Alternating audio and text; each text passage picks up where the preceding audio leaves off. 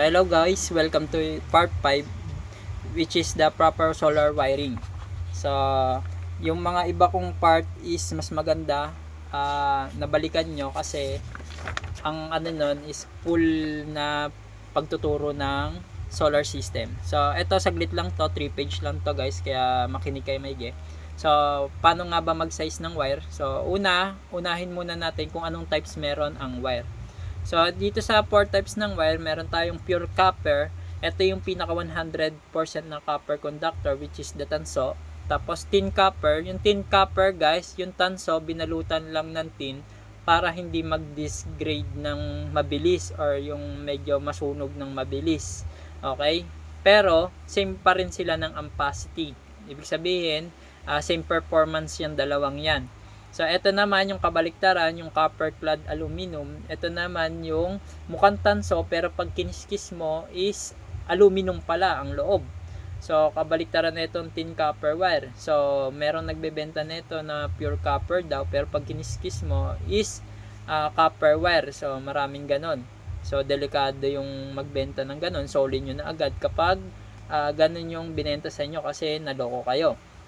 So, pure aluminum, meron din ito, silver naman siya. Okay? Ngayon, yung kulay silver na yan is aluminum yan. Ngayon, ang pinagkaiba nila guys sa conductivity or yung conductor ng current, ito yung copper may 100%, ibig sabihin magandang talaga siyang pang ano ng current. Ibig sabihin nun, kung ano yung current na dumaan sa kanya is yun din yung pinoproduce niya. Yung tin copper wire naman is halos same lang rin ng pure copper.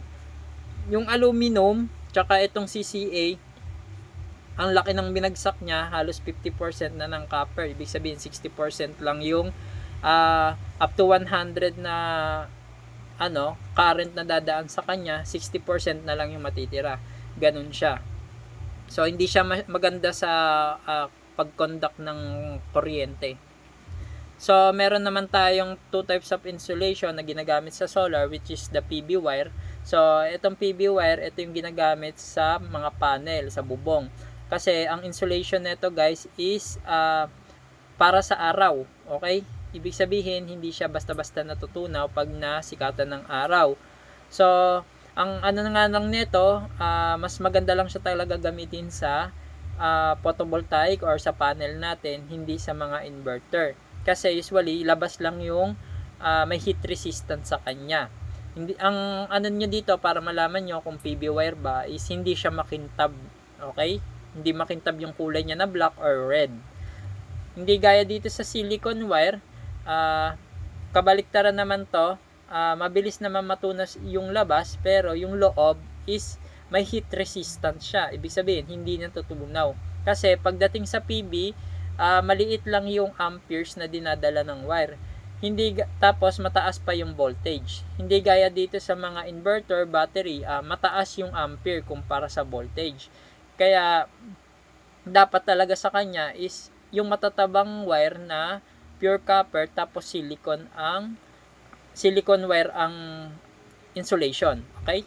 Tapos, 2 types of wire. Meron tayong, ito yung stranded wire, tsaka yung solid copper wire. Ang ano naman nito, ang maganda dito, ang advantage nitong stranded wire, nabebend-bend siya, tapos durable siya, matibay. Ang weakness nga lang niya is medyo meron siyang resistant para sa voltage. Ibig sabihin, mas malaki yung nagkakaroon siya ng voltage drop compare dito sa solid copper wire. So, kabaliktaran siya ng stranded wire. Ito namang solid wire is bawal nyo naman tong i-bend-bend kasi sobrang bilis maputol nito. So, maganda lang siya sa mga steady na gaya ng hindi nagagalaw, gaya ng sa jumper ng breaker or yung sa mga wall natin sa bahay. So, ang kinaganda naman nito guys, halos wala siyang voltage drop kasi yung ano niya, yung connection niya is stable.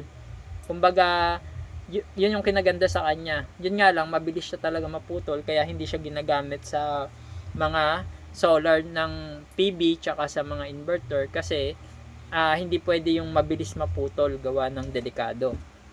So, ito yung table of content sa book. So, AWG, ibig sabihin, habang bumababa yan, kumakapal ng kumakapal yung wire. Ito yung sizing ng wire. Tapos, yung millimeter niya naman, guys, so, dito, habang lumalaki naman yung millimeter, is tumataba naman. Dito kasi, habang lumiliit, tumataba. Dito sa millimeter, habang lumalaki, tumataba. So, ayan, nakatapat naman dyan, kunyari, 22 AWG, 33 mm yan. Kasi yung ibang nilagay ko yan para hindi kayo malito kapag walang AWG yung wire. So, millimeter lang. Yan, makikita nyo na agad kung ilang AWG. Tapos, sa gilid niya, yung ampacity niya, ayan, safety na yan. Nasa standard na yan, guys. So, pwede nyo nang sundin yan. So, kunyari, gagamit kayo ng 10 wire, usually 30 to 35 amperes yung kaya niyang dalhin. Okay? Tapos nandito naman yung resistant ng wire, ibig sabihin yung dahil nga may resistance siya, magkakaroon siya ng voltage drop. Okay? Ibig sabihin habang humahaba yung wire, ito pababa rin ng pababa yung voltage mo. Pero sobrang liit lang naman. So, ito BDI, tuturo ko naman sa inyo mamaya. So, unahin muna natin yung formula about sa voltage drop. So, paano ba kumuha ng voltage drop? Ibig sabihin, habang lumalaki yung wire mo, nagkakaroon ng pagbaba sa voltage. So, ito, ang formula niya is 2 times length. Yun, 2, mamaya i-explain ko, times amp times resistant. So, itong VD, ibig sabihin, voltage drop, so, equals to 2 double wire, positive, negative yan, dalawa yung wire niyan.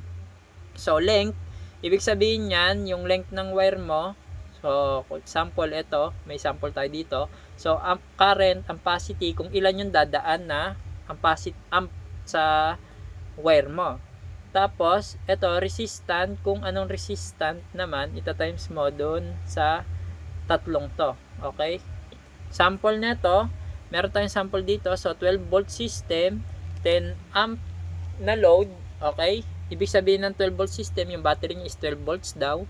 Tapos, 10 amp yung load. Ibig sabihin, ang kukunin sa battery niya is 10. 5 meters, yung masyadong malayo yung wire niya, ibig sabihin, mahaba. 12 AWG, yung ginamit niyang wire. So, ibig sabihin, may ginamit na siyang wire. So, kukunin natin resistant ng 12 AWG yan, 0.0052. So, ang formula natin, tulad ng sabi ko, 2 times 5, ito, length, ibig sabihin, 2 times length, times ampere, which is 10 amp, ang kailangan, times yung resistant, 0.0052, equals to 0.52 volts. So, ito yung mababawas dun sa 12 volts niya, dahil 5 meters yung wire niya. So, kung i-compute natin sa percentage ng 12 volts, ito naman yung formula niya. So, voltage drop divided by volts times 100. So, 52 volts divided by 12 volts times 100 equals to 4.3% drop. Ibig sabihin, ang pasado po sa voltage drop is 3%. So, bagsak po yung 4.3%. So, ang mangyayari niyan, guys, magte-testing ka ulit ng panibagong wire, which is bababaan mo yung 12 AWG, gagawin mong 10, tapos kukunin mo again yung resistant para hanggang makakuha ka ng 3% or pababa, para maging maganda yung flow ng system mo. Pero may shortcut method ako para dyan. Ito yung voltage drop index or VDI. So, shortcut na to, guys. Ito, ginawa ko to. Then, ginagawa rin to ng mga engineer. So, formula niya is VDI. So, ito yung formula, guys, 2 times length times ampere divided by voltage drop. Yan yung pinaka-shortcut. Ang lalabas dyan, guys, pag ginawa nyo yon is ito na agad VDI. Tapos, kung saan tumapat siya, yun na yung kukunin yung wire. So, kunyari, ang formula niya sa VDI is ito, 2 times 5. Ibig sabihin, yung 5 length, tapos times mo yung ampere. Ayan. Tapos, i-divide mo muna tong 12 volts ng battery mo times 0.03 or 3%.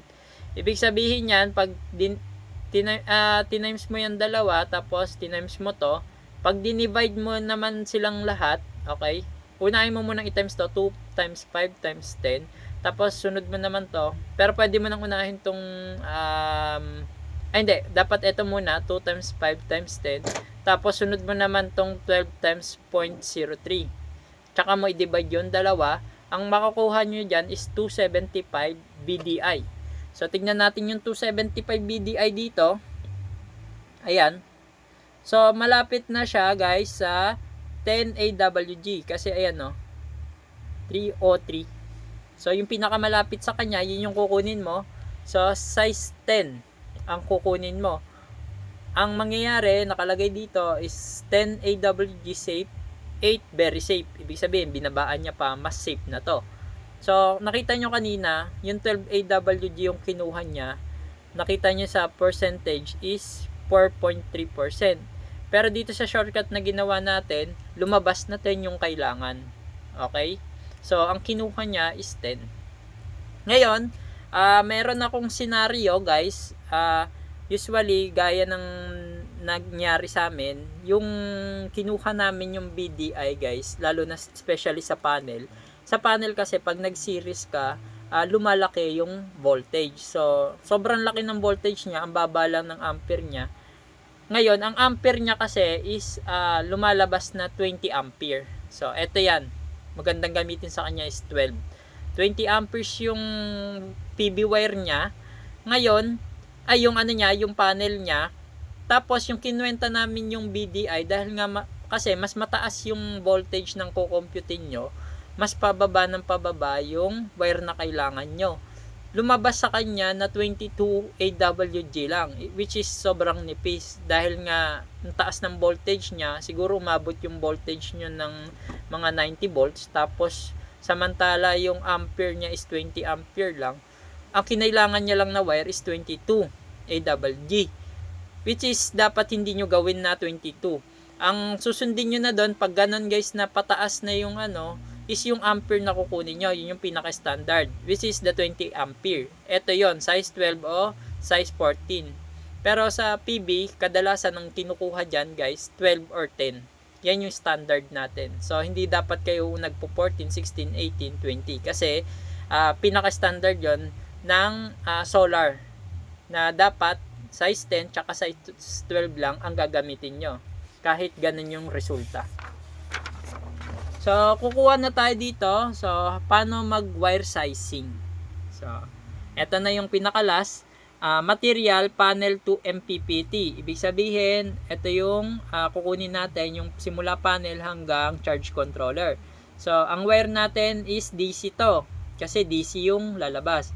So, current source natin is panel. Ibig sabihin, yung ampere ng panel, yun yung kukunin natin. Voltage source is panel. So, kasi siya yung maglalabas ng voltage. So, dito, panel ISC, short circuit current. Ibig sabihin, yung ampacity ng panel, ito yung kinukuha, yung ISC. So, yan yung pagkuha about sa wiring. Yan yung susundin nyo na ampere, yung ISC, hindi yung IMP, yung amp maximum power. So, ito kasi short circuit, yan yung kinukuha talaga para mas may safety margin.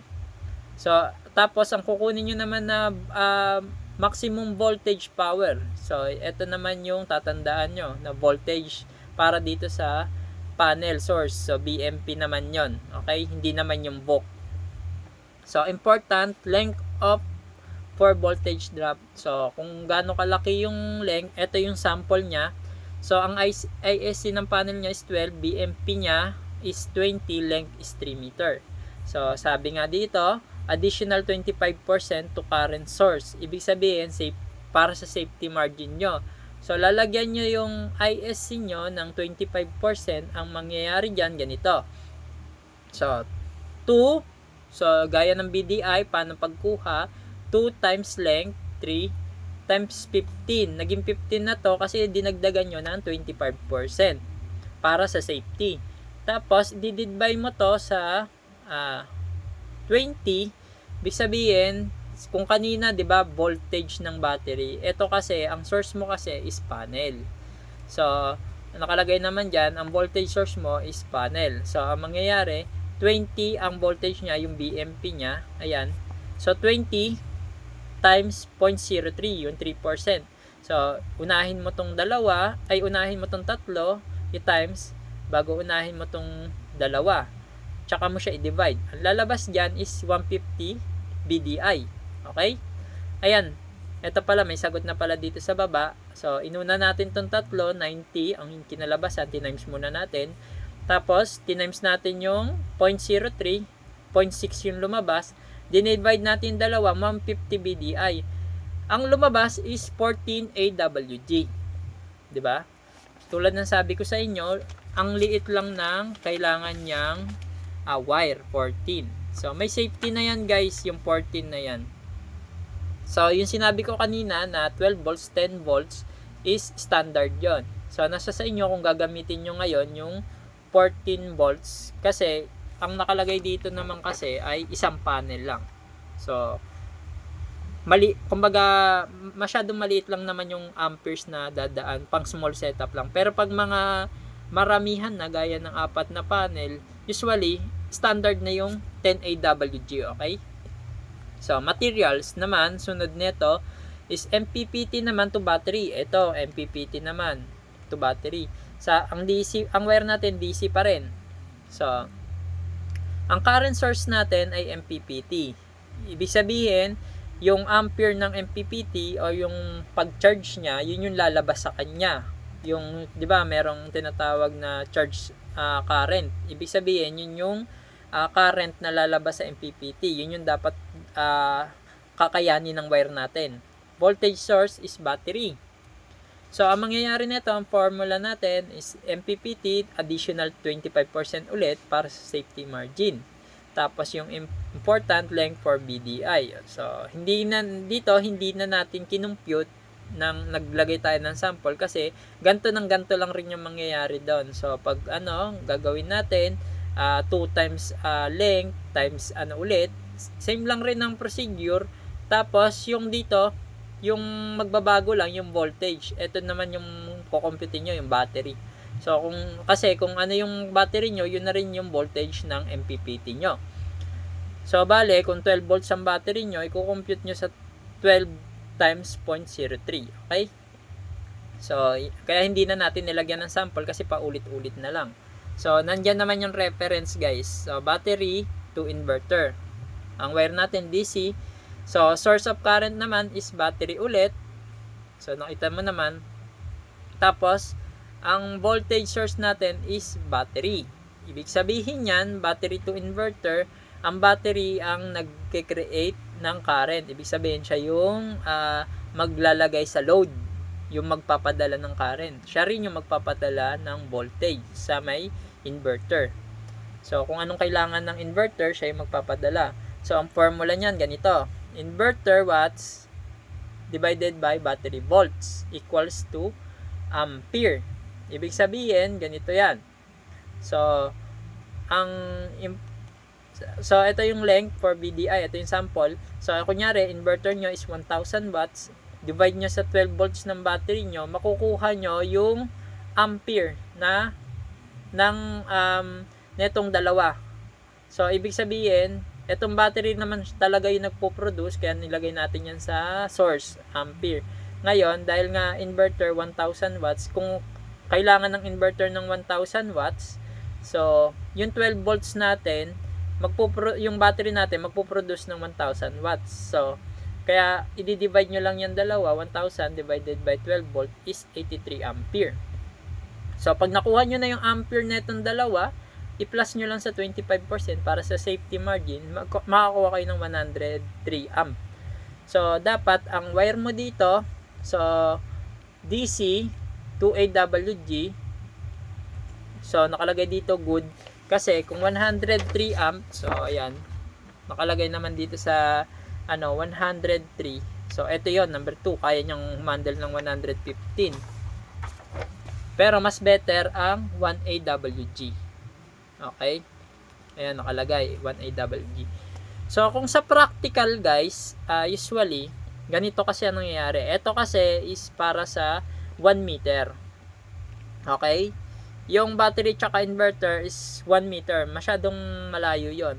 Usually kasi ang battery is hindi naman umaabot ng 1 meter. Kung ang wire nyo is mas maliit pa sa 1 meter, expect nyo na mas mataas yung ampere na kayang dalhin ng wire. So, sample nito, etong 1000 watts na inverter, tapos ito pa yung practical, hindi mo naman pwede isagad yung wattage ng inverter mo sa 1000. Usually, gumagamit ka lang talaga ng maliliit na load yan, na 700 watts, yan yung pinaka maximum na inverter mo. Ibig sabihin, etong 83 ampere mo or 103 ampere mo, yan is 83 ampere na lang talaga yan, kasi hindi mo naman sasagarin. Kung i-divide mo yung 700 divide 12 volts is ilang ampere lang yung kailangan mo sa wire. At isa pa, hindi naman masyado mahaba yung wire mo. Ibig sabihin, pag hindi mahaba sa 1 meter yung 1 meter yung wire, sample ko sa inyo neto. Maraming gumagamit neto ng size 6 AWG na 6, okay? 55 to 65 lang siya. Hindi siya 95 to 115. Kasi nga maliit lang yung wire niya, kaya niya mag-handle hanggang 85 ampere. Etong size 6 na AWG. Ibig sabihin, kung ang load mo is mga nasa 500 watts lang, 600 watts, kaya niya i-handle yon, okay? Kasi nga, maliit lang yung wire mo. Pero pag yung wire mo sa battery to inverter is mahaba, yan na yung pinaka maximum niya, 55 to 65. Pag lumagpas na ng 1 meter, tapos magkakaroon pa siya ng voltage drop, bababa pa yan. Pero kapag ang wire mo, katulad nga ng sabi ko sa practical, hindi naman gumagamit ng mahabang wire kasi nga mahal ang wire ng matataba gaya nitong AWG. Usually kalahating metro lang yung pinakamahaba dyan.